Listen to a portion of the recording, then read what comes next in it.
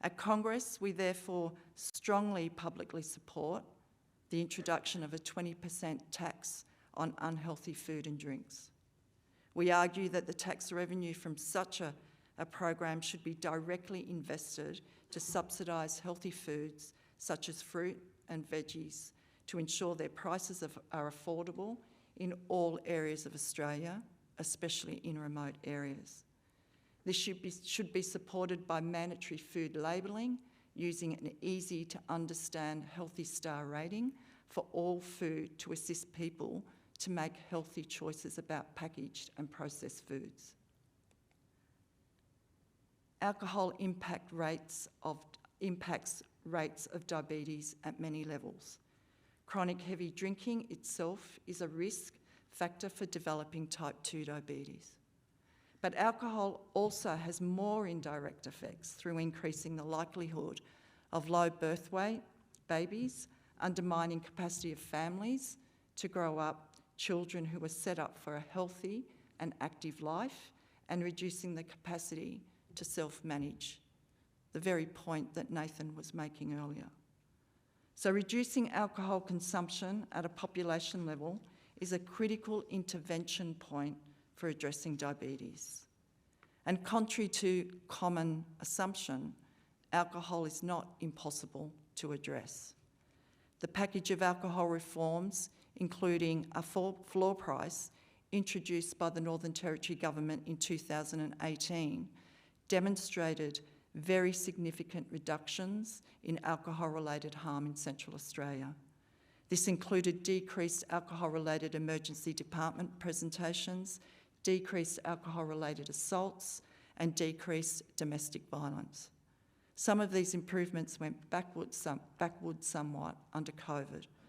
More seriously, the removal of the enforced dry area protections under the Stronger Futures legislation in July this year is already showing signs of undermining the effectiveness of the 2018 reforms. So we need to keep the pressure on government for healthy public policy on alcohol. Low birth weight also increases the risk of developing diabetes later in life. After some progress in the 1980s and 90s, low birth weight for Aboriginal births in Central Australia has gradually been worsening over recent decades. Addressing low birth weight needs a both-and approach, like all other complex issues. We have to address the upstream drivers of preterm births and low birth weight. But we also know that the best quality maternity care can make a difference. And this is why Congress from next March will be establishing a midwifery group practice at our Women's Health Centre, Arrernte. This will allow Aboriginal women to receive their antenatal care through their pregnancy with dedicated midwife, who would then accompany them to the hospital to support and care for her during the birthing process. This model has been shown to reduce preterm birth and increase breastfeeding after birth. It is planned for the MGP to also refer women and their children to other Congress programs. This would include our Family Partnership program that promotes healthy development in early childhood through a home visitation program. The FPP has many dimensions, but they include encouraging breastfeeding to age 2 and supporting parents to access healthy foods as needed. We have some exciting research at Congress and other sites not yet published, so watch this space. That suggests that women who have more visits from the FPP program have a considerably low risk of low birth weight. Supporting children and families should be a priority area for addressing the accelerating rates of diabetes. This includes a focus on maternal health, breastfeeding, parenting, the early years and adolescence, including student retention for Aboriginal children. Early childhood is a particularly important area for intervention, given the evidence that obesity in childhood strongly associated with premature mortality. including through increased risk of developing diabetes. The good news is that well-designed early childhood development programs can have effects throughout a child's life. Congress runs a number of such evidence-based programs adapted for the use within our Aboriginal communities. These include the Child Health and Development Centre, based on the internationally successful Adeliseje model, and the Family Partnership Program I mentioned before. Overseas, children who have been through the Adeliseje program are 4 times as likely to report living a healthy and active lifestyle when they become young adults. If there was a tablet that could do this, everyone would be on it. This is key to diabetes prevention. A clinical prevention activity is routine child health checks and developmental screening for Aboriginal children under 5 years of age. Child health checks include monitoring growth, BMI, food intake, and include advice and support for accessing healthy foods.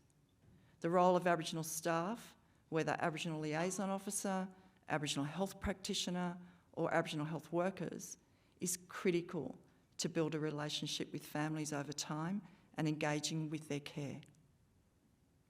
Early intervention for those at risk is an important follow-up to health checks. For example, Congress is working with the Menzies School of Health Research to implement a multidisciplinary family support program called Tribal Turning Point for children who are overweight from age 5 to 11. Then for young people, 12 and over, we're also working with Menzies to design a multidisciplinary program that works with this adolescent cohort. We know that diabetes at this young age is potentially malignant disease, with more than 50% of these young people in kidney failure by the time they are 25. We have to try to turn this around. The early detection and effective management of diabetes has been a focus of primary healthcare services in the Northern Territory for some decades now.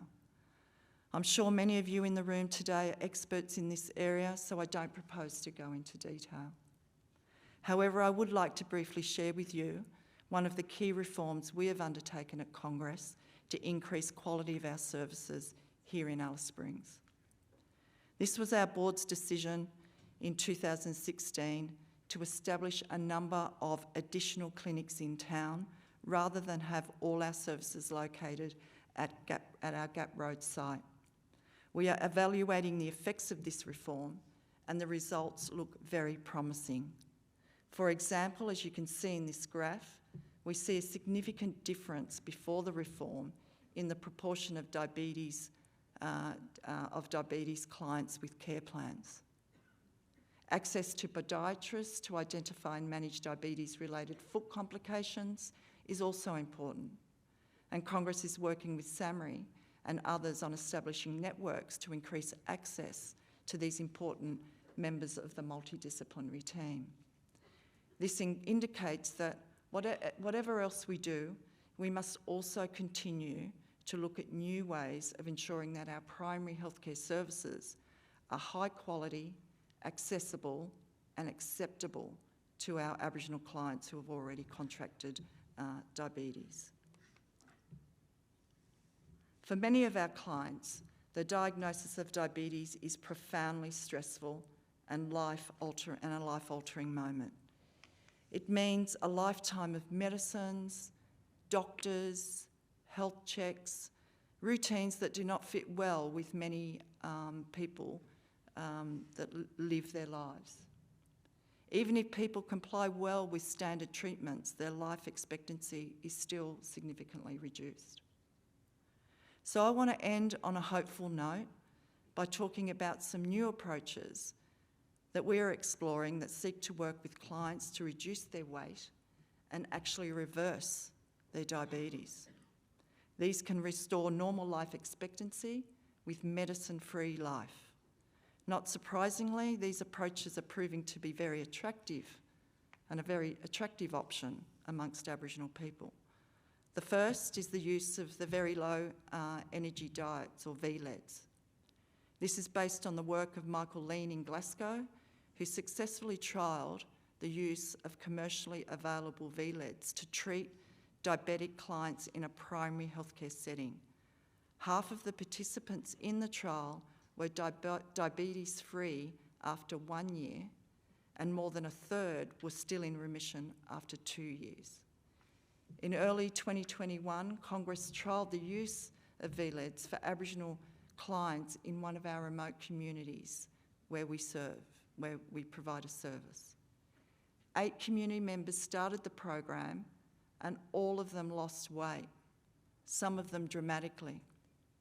4 of the participants actually reversed their diabetes while on the program. To us and the community members themselves, this is very exciting. Congress is currently negotiating for funding to extend our trial and have it formally evaluated. We are hoping that with the appropriate adaptations of our own social, cultural and service environment, we may be able to replicate the results from overseas and hold out real hope for people who have already been diagnosed with diabetes. The second hopeful clinical intervention are weekly injections with a medicine that I'm told was derived from lizards in the Arizona desert. A new type of this medicine has been shown to help people lose up to 30% of their body weight, and this could be a real game changer, as this is enough to help many people reverse their diabetes. Unfortunately, just as some of our clients were finding it was helping them to lose weight and improve their diabetes control, there was a worldwide shortage, and we have not had access to it for nearly 6 months. Supplies are expected to return by December, but this is a tragic break in treatment for many of our clients. The third approach is bariatric surgery. We now have seen many Aboriginal people reverse their diabetes through this approach, although many have to pay for this themselves, a difficult task for many. I know of one example where, had to access their superannuation. Given the incidence of diabetes in Central Australia, we need to make bariatric surgery available in the public system in Alice Springs. So that provides a very brief description of the approach to the prevention and management of diabetes for our communities as Congress sees it. It is a comprehensive approach, attacking the problems from multiple directions, addressing the social determinants, preventing the onset of diabetes across the life course, and managing and treating the disease for those people who have developed it.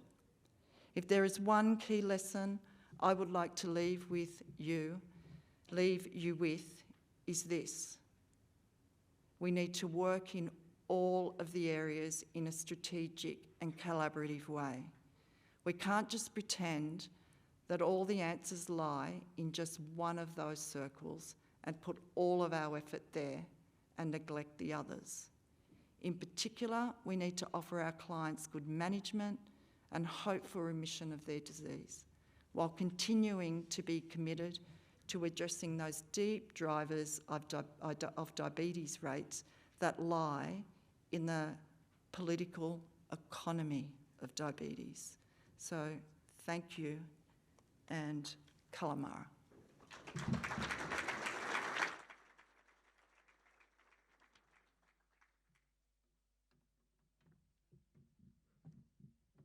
Thank you, Donna. We have a very small gift for you before you run away to say thank you as a keynote speaker. Thank you, Louise.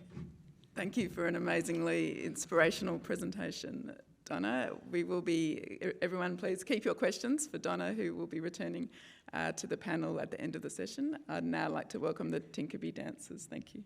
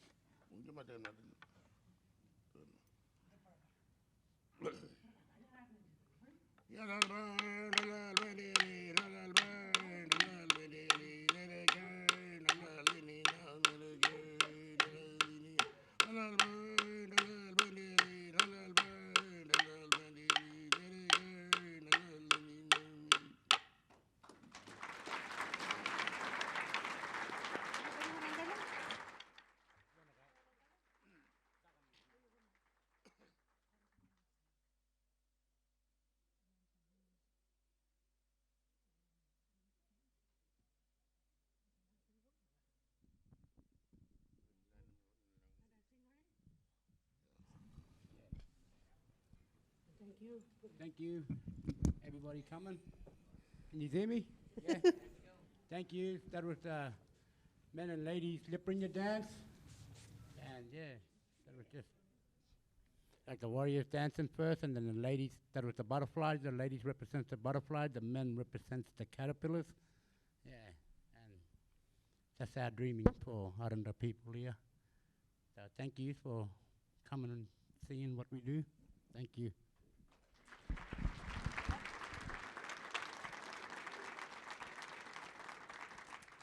And thank you for our brother, uncle, all related to all of us. And thank you, Kak, for coming. And thanks for the helpers. This wouldn't have happened, but it's just part of the Tinkerbee young people dancing. Get them all proud, you know, and our people need to dance proudly. Keep that culture strong, and also to educate our children, our young people, to be with their elders, because their elders are their history books. You don't find this sort of stuff in paperwork, and they have to learn it out bush as we go out and practice and teach them. The next in line will they'll be getting the men get together during this time and over the Christmas, get them young fellas to teach them how to sing it then. They can sing and dance together. That's a bit about keeping a culture strong and getting them young people and elders together, because I know a lot of our kids are breaking away from the Garrawurra, you know, and we need to pull them back in.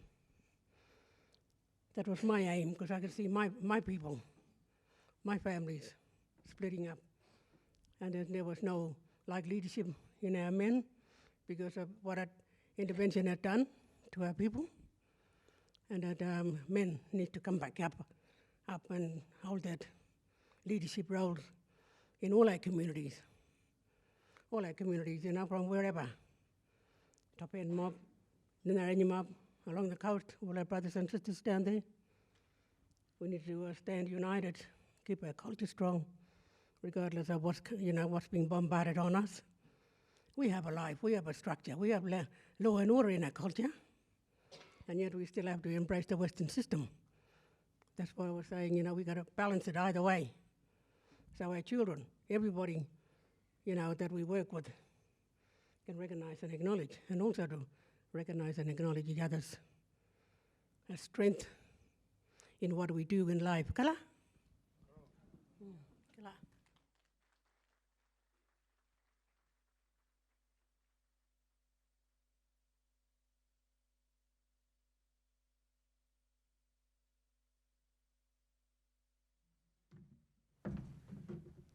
Thank you very much to all members of the group for sharing the strength and richness of Arrernte culture here. It's wonderful to see, and particularly to see the young ones as well as the elders. So thank you very much to the Tinkerbee group. I'd now like to welcome Shiree Mack, who's an Arrernte woman and works at Menzies School of Health Research here in Alice Springs on our diabetes program. Shiree led work around consultation with community and adaptation of the diabetes prevention program called Tribal Turning Point that Donna mentioned in her speech earlier. So big welcome to Shiree. Thank you.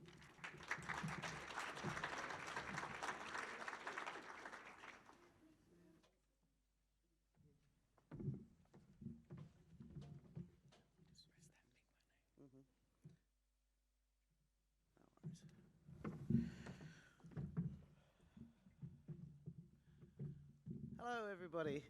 Can you hear me? Yeah. First of all, I'd like to just say, introduce myself, Shiree Mack. I'm a proud Western, Eastern, Arrernte, Yalda, Kadich breed from the Central and Northeast. And I'd just like to acknowledge our traditional owners from Mparntwe, on which the land we stand here today and gather, past, present and emerging.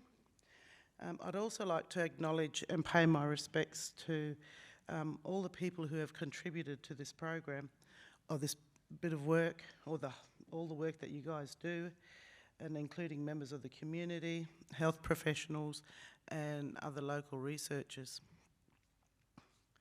I'll be talking to you today about the Tribal Turning Point, that the Native Americans, a program that they done over there, which we've contextualised to our central mob with the help of some local researchers, communities and health professionals and all sorts. The background for the program. In 2018, it was identified that the rates of youth onset of obesity and diabetes in our children and young people in Central Australia were increasing.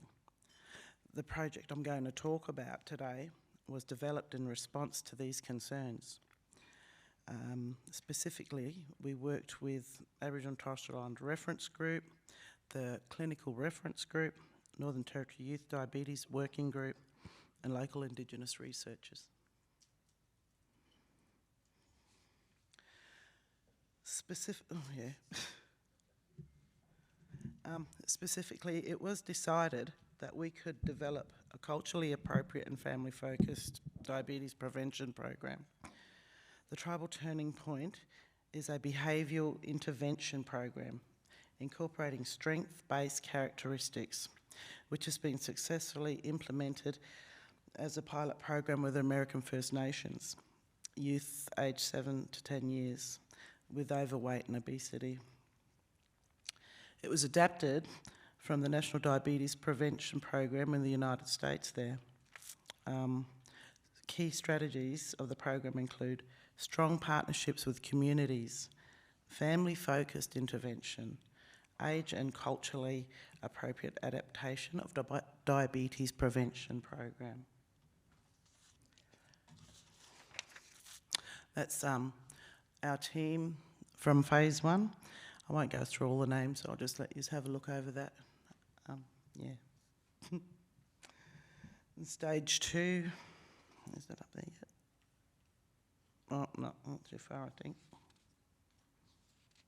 Anyway, a technical reference group was formed to oversee the community consultations, revision of the program content, and provide governance for the implementation and monitoring of the revised and adapted TTP. A dietitian working group was formed for nutrition and diabetes-related expertise. A cultural reference group was formed to oversee the cultural aspects and language used in the program. Each group had their own term of reference and decided on how frequently they were to meet.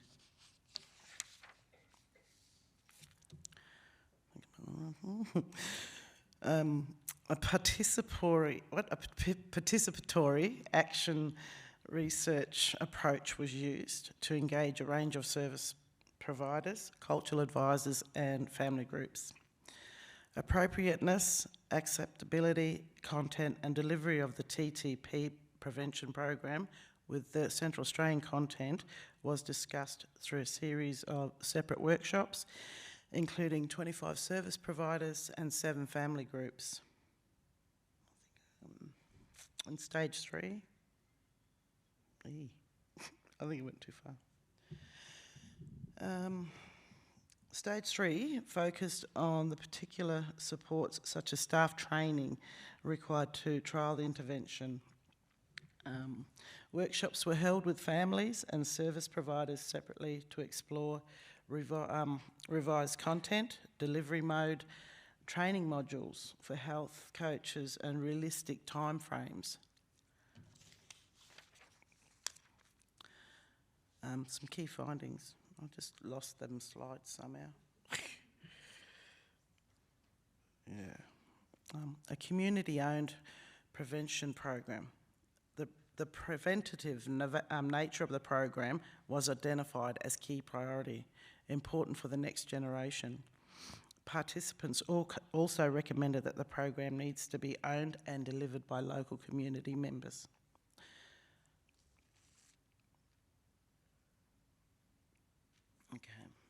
Local facilitators trained for each community. I've missed a couple of quotes there that I wanted to share with you, Mob, that came from the people and the community. I'll go back to that other one. The first quote was, "It's a good program for people that want to make change or have already making change," and that came from a parent. And then another one is, "It is very important for our children. We want them to be happy, to live happy, healthy lives. This program is very important because we got to try to hammer down our disease. It can be prevented early." And that came from an Aboriginal participant who is also a cultural advisor. Some more quotes here. "I think people would engage more if they related to the person. So definitely a local person." And that came from an Aboriginal person, or a participant and a parent. I really think facilitators need to be well supported. I think that's an important message. I'll have to lead it, but we need to be supported along the way. And that came from, another cultural advisor. You need that facilitator to be trained in various things, the nutrition area. So that came from an Aboriginal health promotion officer. I think that's some more key findings. A flexible and culturally appropriate program. I think the key words in there are flexible and then culturally appropriate. Let the community decide if they need all 10 sessions, because in that program there's 10 sessions. That come from a dietitian, that quote. Be flexible. The program must be flexible if you're working with a family. I think the more hands-on stuff rather than sitting down and talking. And that came from a community engagement officer.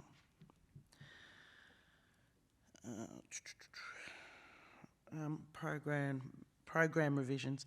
There was a couple of name suggestions that came out of that, contextualising that program, with family eat well and stay strong, eating good food, or healthy heart and soul. And there's one of Munaral Guma Marandura, so that's in my Arrernte language, about eating good food.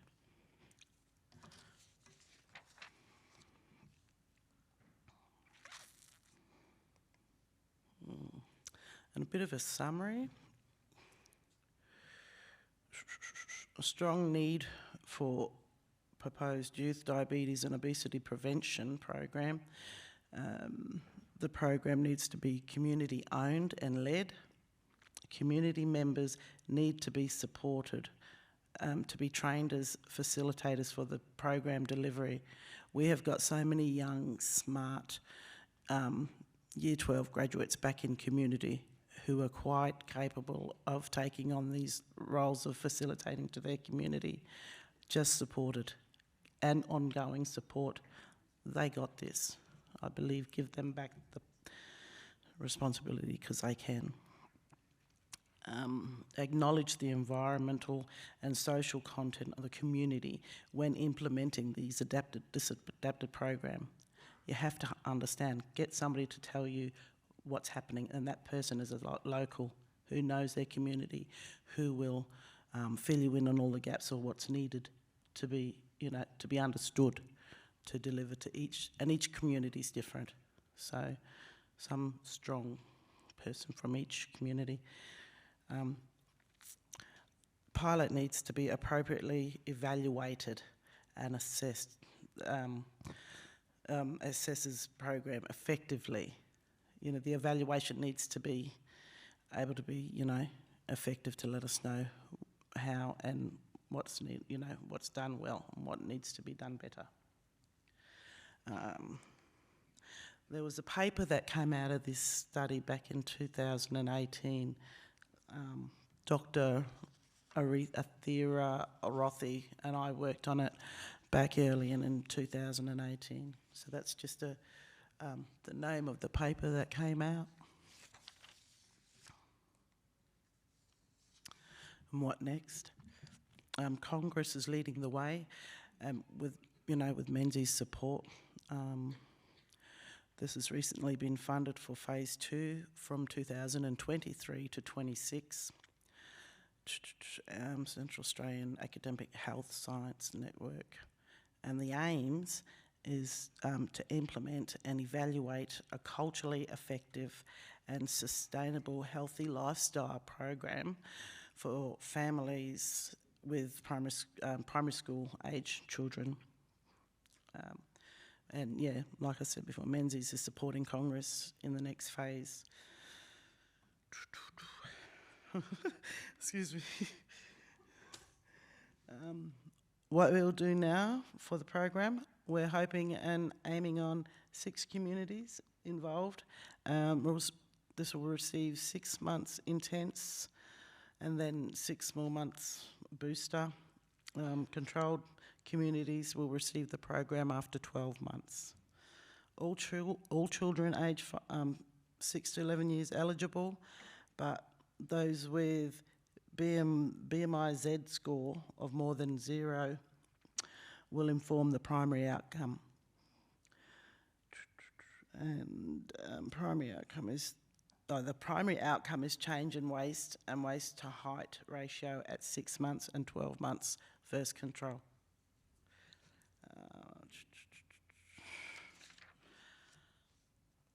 I think that was the main thing.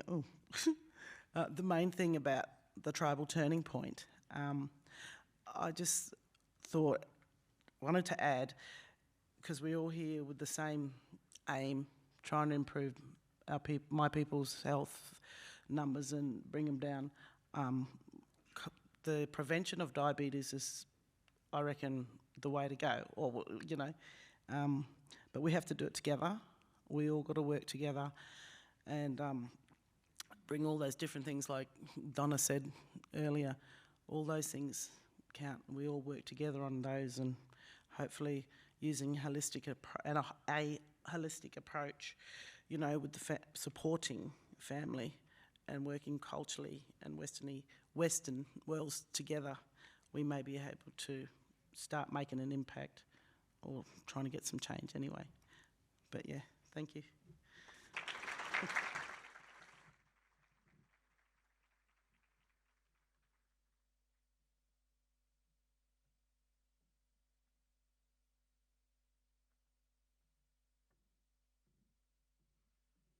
Thank you very much, Shiree. That was fantastic. Shiree, as you can tell, played a very strong leadership role in consulting with community about that program and presented that beautifully. Thank you, Shiree. I'd now like to introduce 2 lived experience speakers who both will be talking together with Sian Graham. Firstly, Lionel James is a Warlpiri man from Ali Kurung, and then Dustin Taylor is a Southern Arrernte and Pitjantjatjara man. And thank you very much both for sharing your time today. I welcome you up to the stage. Thank you.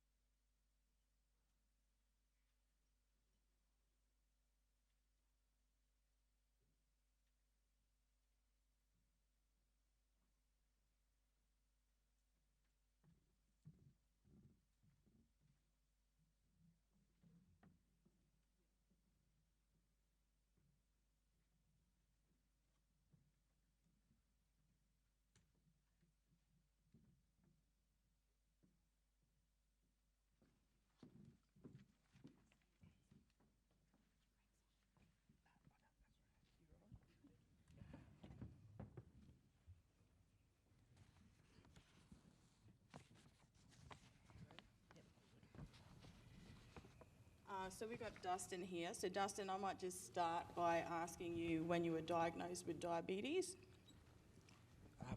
I was first diagnosed at the age of 13, and so I've been living with it now for 36 years.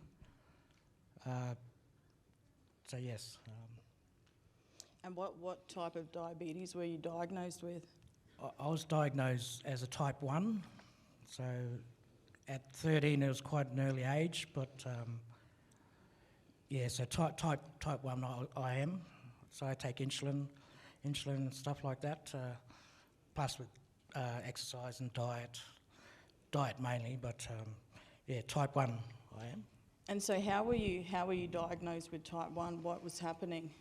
I don't know how long. I was suffering for a little while, just feeling ill and down, but of course we didn't know what diabetes was back then.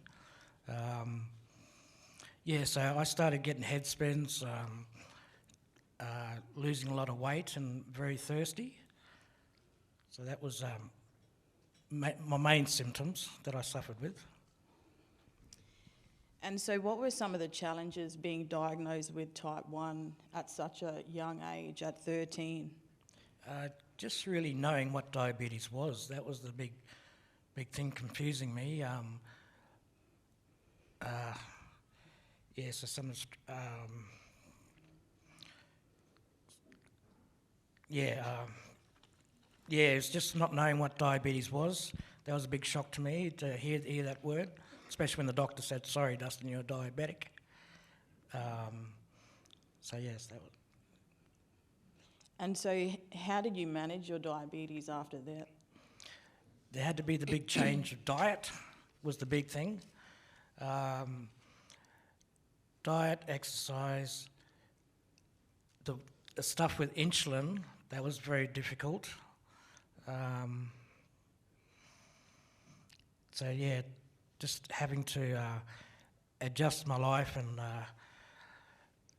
and to work out how much insulin I needed and when and what type of insulin. There's different types out there, but what worked best for me.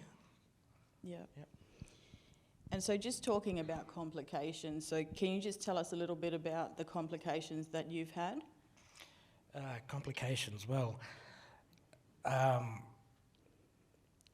it was the biggest changes were the insulin part, but also, like I said, yeah, change of diet.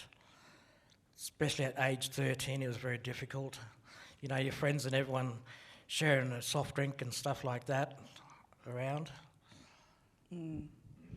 And so how did you find managing your diabetes? So with all that change that was happening for you, what did you do to cope and how did you manage that? So I had to do regular testings of my BGLs, blood sugar levels, diet control, manage how to draw up the insulin and deliver it properly.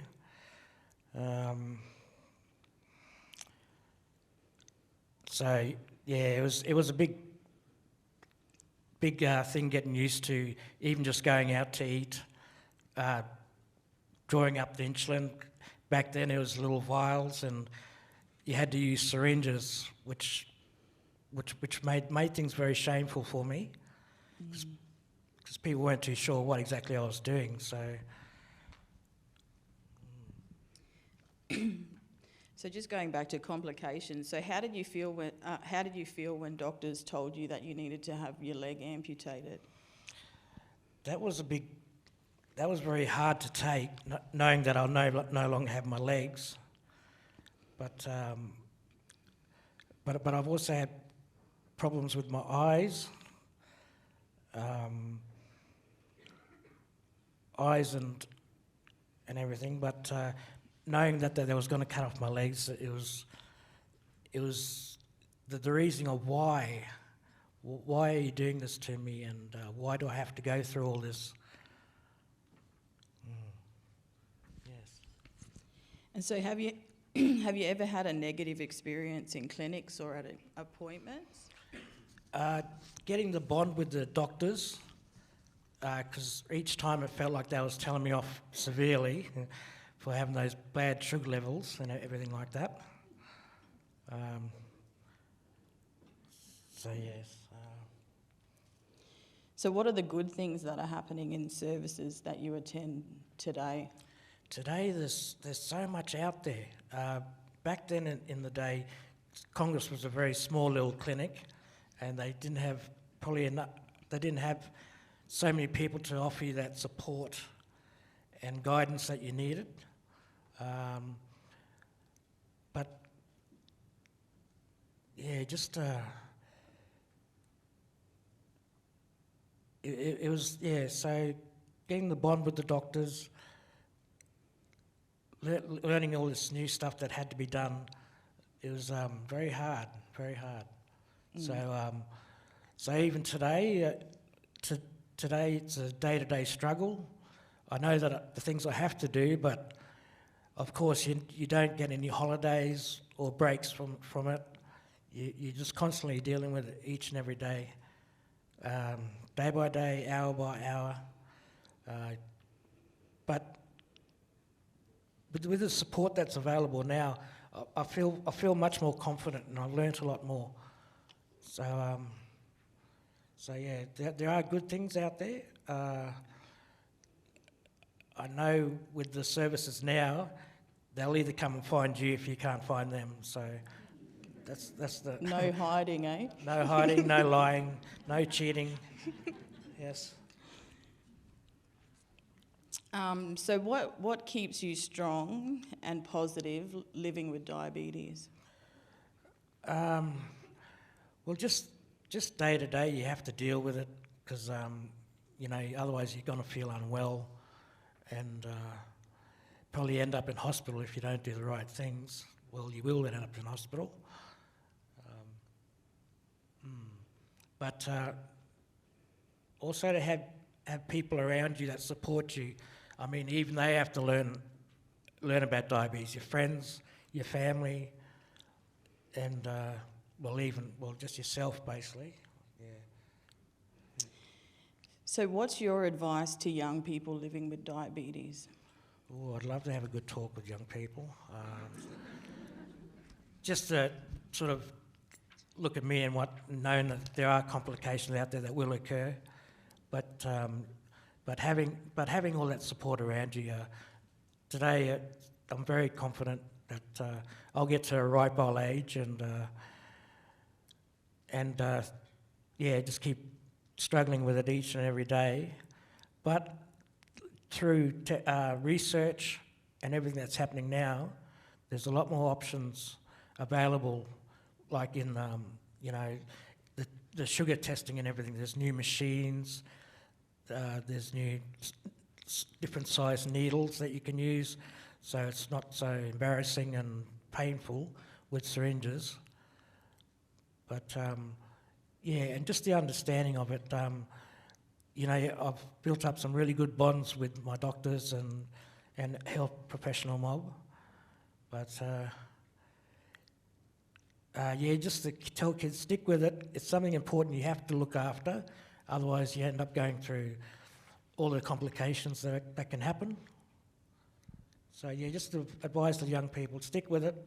If you're not sure about something, ask someone, because there is someone out there for you, always supporting you. Thanks, Dusty, for sharing your story with us today. Thank you. Next, we've got Lionel coming up.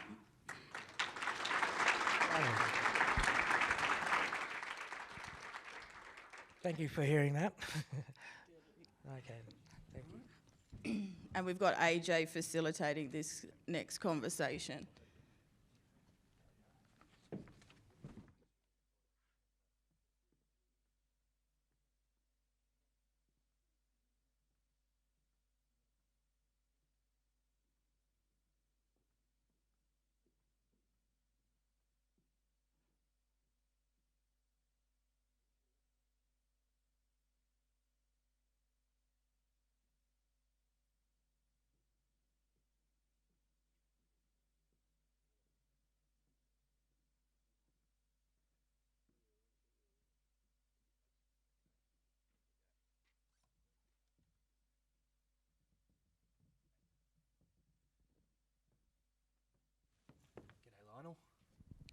G'day. Ooh, there we go. This one's on. How are you? Good, thanks. I just want to say thanks, everyone, and good morning. I just want to acknowledge the people of Alice Springs, the Arrernte tribe. Thanks for letting us have this conversation in your land. Lionel, you've made the trek from Tennant Creek. You're a Warlpiri man? Yep. Where were you born and raised? Arrernte. Yep. And when were you diagnosed with diabetes? Probably 2006, 7. Yeah. And how did it feel to get that diagnosis? Had me thinking, I can tell you, because I didn't know, but when I was told I was diabetic, as Dusty said before, I knew then I had to sort of change my way of living. And what sort of advice around changing your way of living did you get from the doctors and the health professionals? Healthier food, more water. But, you know, living in a community, it's very hard, because when we want to go to the shop and get a healthy food, it's very hard. The healthy foods are up there, while the takeaways are easy to buy, it's cheaper. So when we go there, we know straight away, I got enough money to buy that than this. So healthy foods were more expensive? Yep. And that's in Adeliseje? Not on Adeliseje, there's other communities as well that have that problem. And how did you manage your diabetes with all of that advice about eating better and taking medication? Well, talking about medication, that was the first thing they said. I need to have these medications and be careful of what I eat, make sure I eat the right food. But then I had that seafood diet.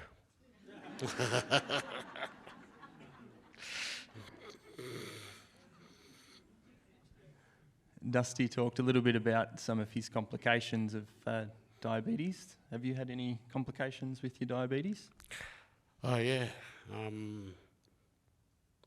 I lost my right foot because of diabetes. When it started, because most of you would know that when diabetes, the blood flow becomes less, and we have to be careful. But then I lost my leg. I had my skin graft first to help me, but that didn't work because of the blood flow through my legs wasn't working. And one day I had to make a choice. So I headed to Adelaide. That's where I got my amputation. And you had to travel a long way from your home at Adeliseje to Adelaide for care. Did you stay down there a long time, or? Oh yeah, about 2 or 1 month. So that was sad, but being away from family. But I knew I had to make a choice. I mean, once diabetes hit your life, we all have to make a choice, whether we like it or not. So I did what was right for me. When I got there, the doctor who had to do my amputation said to me, you can make a choice. You can either keep your leg, lose your life, or lose your leg and keep your life.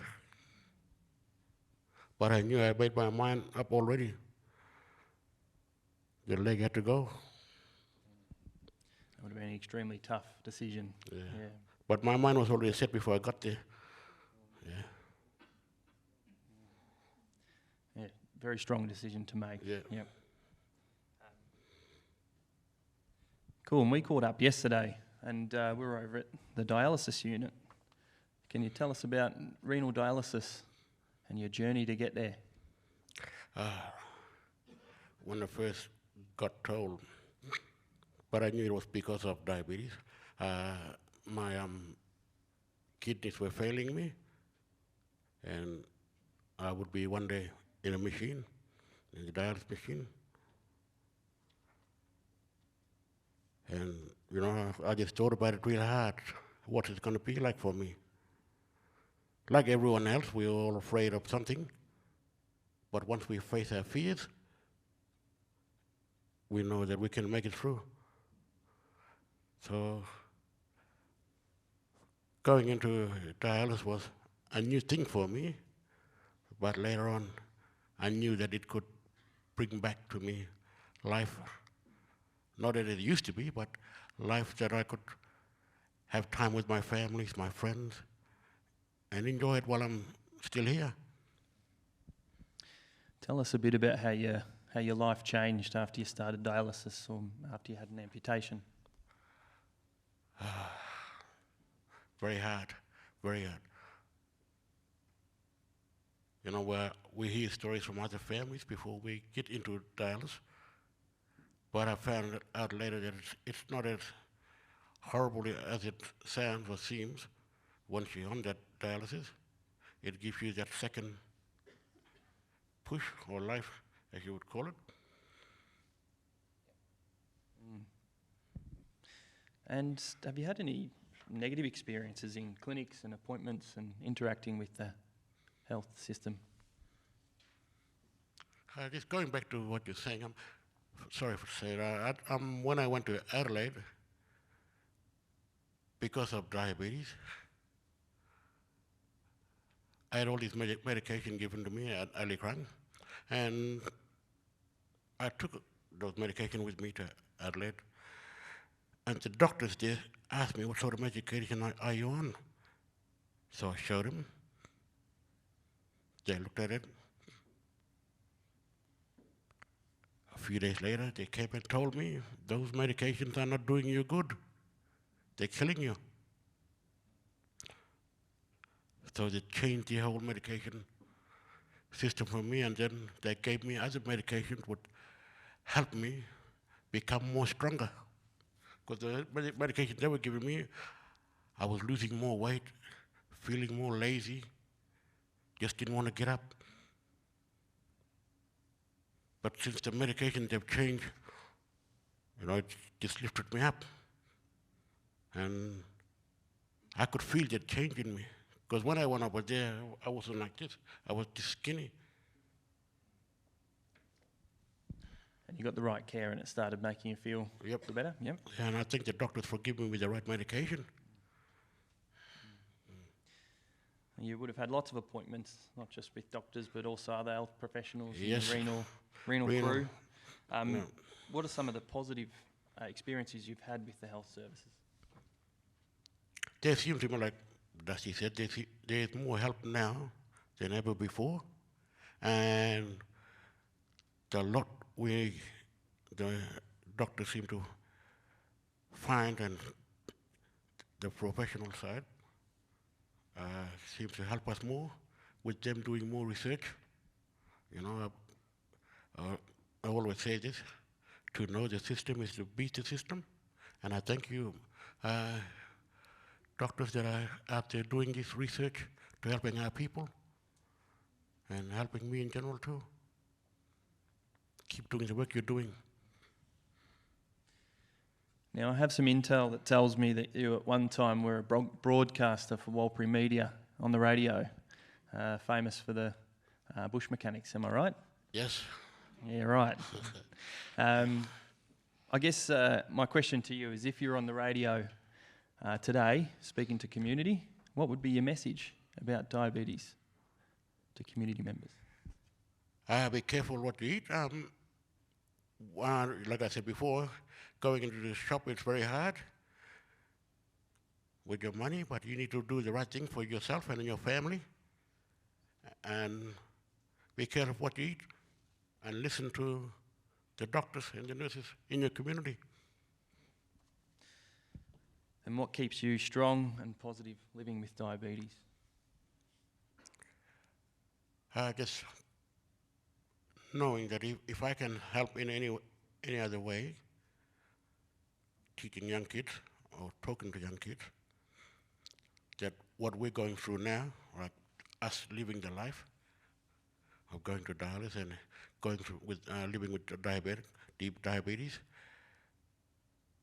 it's good now you're having fun, but be careful, because you don't know what's in the future. Anything else you'd like to share with people in this room? Talking about young kids, I believe we should all go into schools. We all say education starts at home, but we definitely need to go into schools and let them kids know what's going on. It's good teaching them, taking them at an excursion, but with school excursions, trips or whatever you want to call it, they need to go and visit diabetes centers. They need to go and visit people with amputation because of diabetes, so they can see it for themselves. What effect diabetes has on people. It's good for them to hear about it, but it's different if they don't see it. If they see it, it'll go into the brain, and then they'll start thinking. Lionel, thank you for travelling all this way and sharing your story with this crew. Thank you. Great job, mate. Thank you very much, AJ and Lionel and Sian and Dustin. Thank you. I'd now like to invite members of the panel to come up to the stage. We'll have some extra chairs coming. So Donna Ah Chee, Nathan Garrawurra. We also have additional panel members, Adeliseje Goodrem and Eyvette Hawthorne. They're both members of the Aboriginal and Torres Strait Islander Advisory Group of our Diabetes Across the Lifecourse Partnership. Adeliseje is a strong woman worker with the midwifery group practice in Darwin, and Eyvette is an Aboriginal health practitioner with the midwifery group practice in Darwin.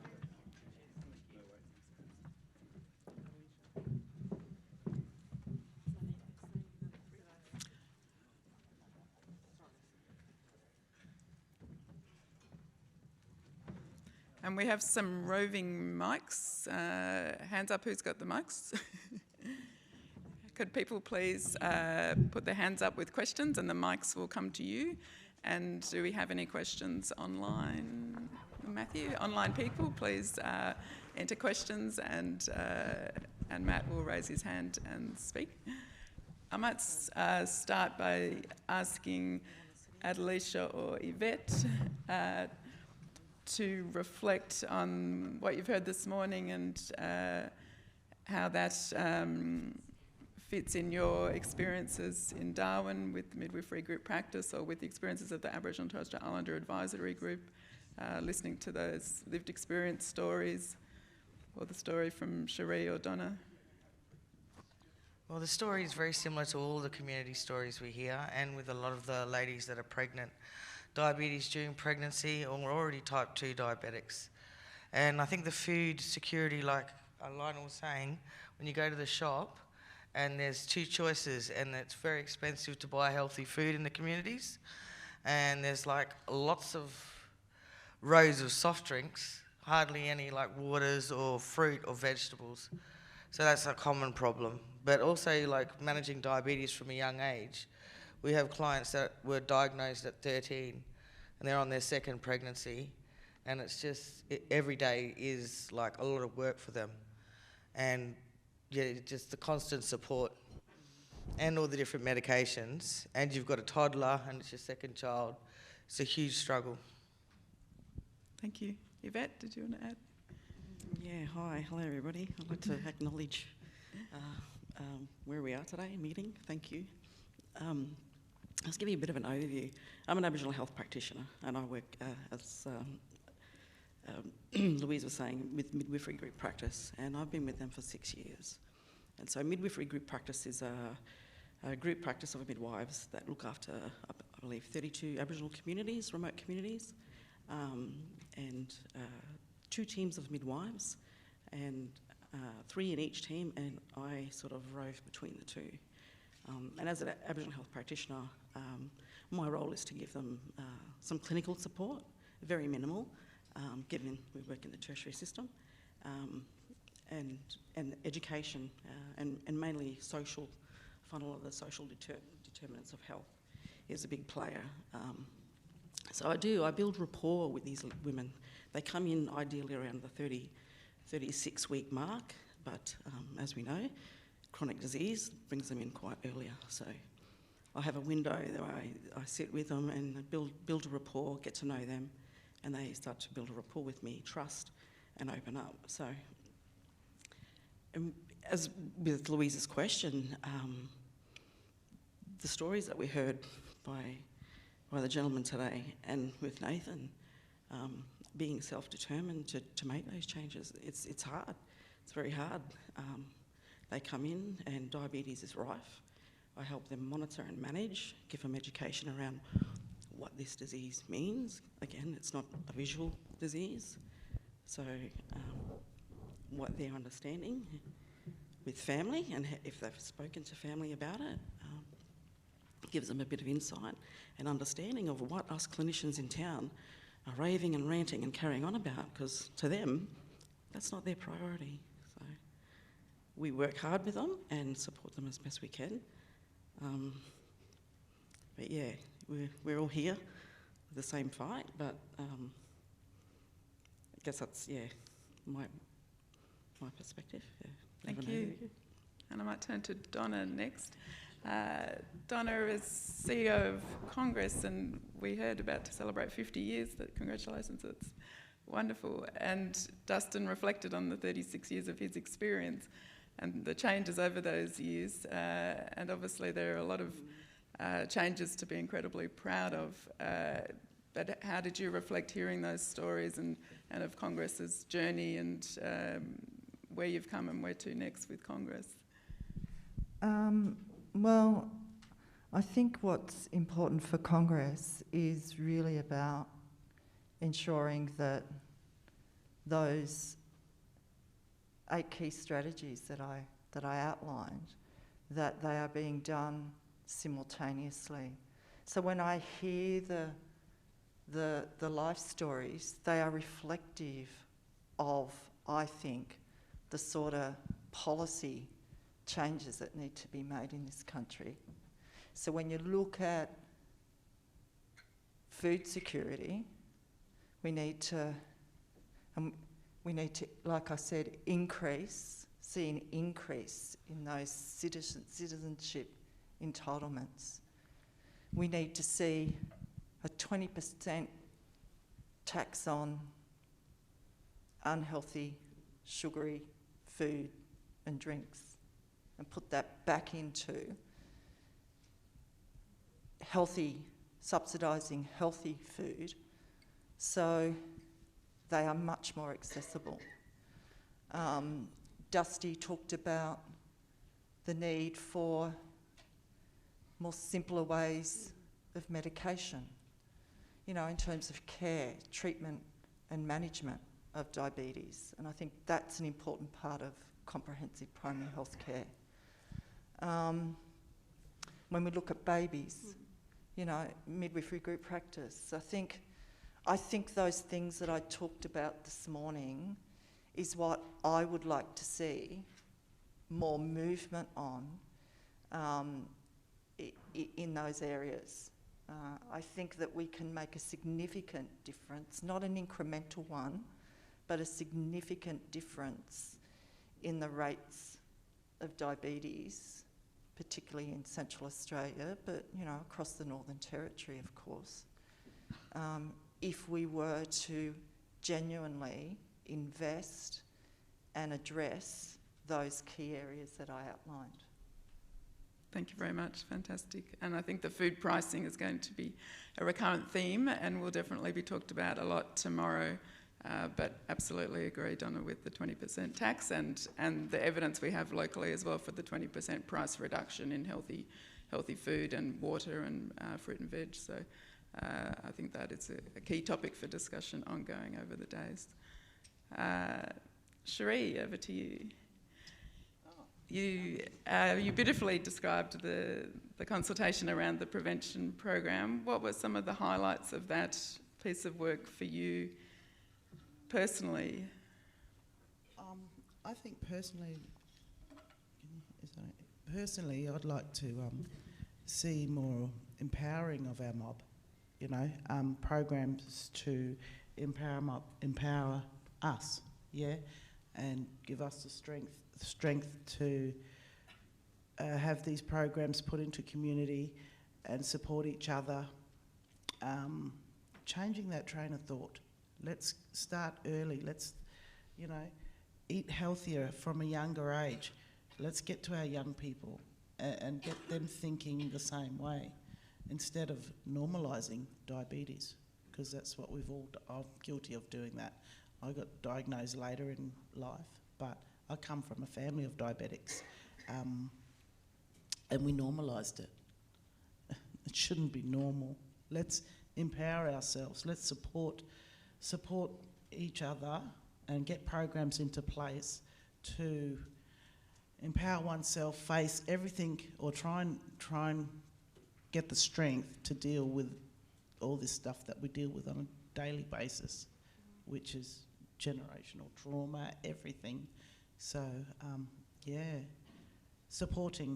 getting support and having support provided so we can all work together and our mob can concentrate on empowering ourselves and getting our proud, getting back to being proud people. Yeah. Thank you. I do have a question for Nathan, but I'm just checking if there's any questions in the audience out there. We've probably only got another time for one or two questions. So, yes, Teresa and Matt, we did mic. Matt, you've got a mic, have you?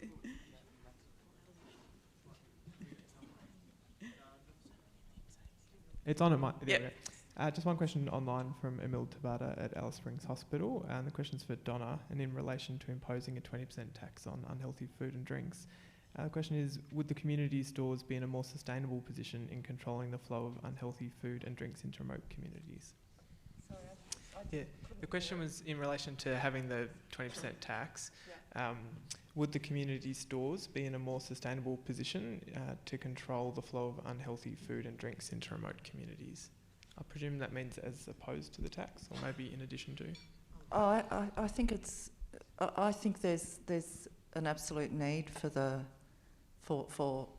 tax, and for there to be for those local stores to be able to provide much more healthier food options. I mean, they've got a business to run as well, and so I think there is a need for support. So I don't know if that answered your question. It's not my question. It's from online. From online. Sorry. It's from Emil Tabata online. So hopefully that answers online. Emil's question. Thanks. Thank you. And I think Teresa also has a question. Teresa. Go. Not yet. Keep talking. I do.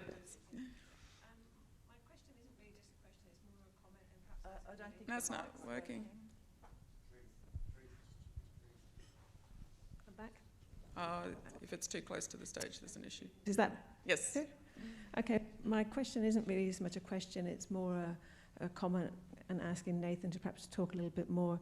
Nathan and I had morning tea the other day, and he was talking about the new business he's starting. With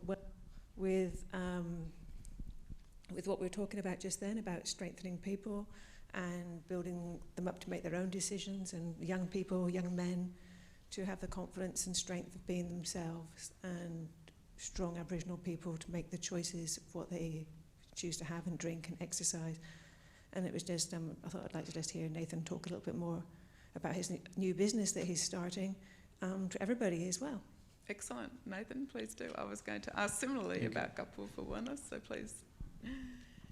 Over to you, Nathan. I think it's very hard for you other young people to work on their strengths and their weaknesses. You know, many of them, especially, they feel low self-esteem. They feel unsupported. Some people, some young people do feel that. And I think if you want to make changes and improve for the better, it has to start from you. How do you, you have to be strong enough to make good decisions. And, it takes time, a lot of work has to be put in to get to that where you have to make your own decision. There's a path and there's things to do when you're trying to change or turn around your life. It's hard for some. They just don't have the support structure around. And people they surround themselves don't make their own decisions. And, young people do tend to fall into that category where there is, there's a place where they don't feel supported and they don't want to change, because why not? If my surroundings are negative and all that, then I'll just be like that, to just blend in with the family. And the one that I made choice is that based upon my lived experience that I had to see and assess the environment I was in. Am I in the right place to prosper and grow? Question is no. So you have to work on yourself to identify what pathway you want to take. It has to be you. Some people can only take you, but you have to be the engine to take it to the next level. And that goes back to the mental strength. You have to be tough enough to think for yourself. I wasn't, good boy, eh? So I was in that categories where I had all these negative role models around me. So that came back to me, and I said to myself, do I be just like these people? I mean, don't get me wrong, I'm not saying I don't love my family. It's just, do I have to be here in order to grow? And, I said before that it takes personal strength to make that change. I've been in domestic violence, you name it. I've been there, I've done that. So that's my expertise. I don't need certificate to prove what I've done. Action can speak for itself. So I've taken that step where I can determine my future. Thank you very much.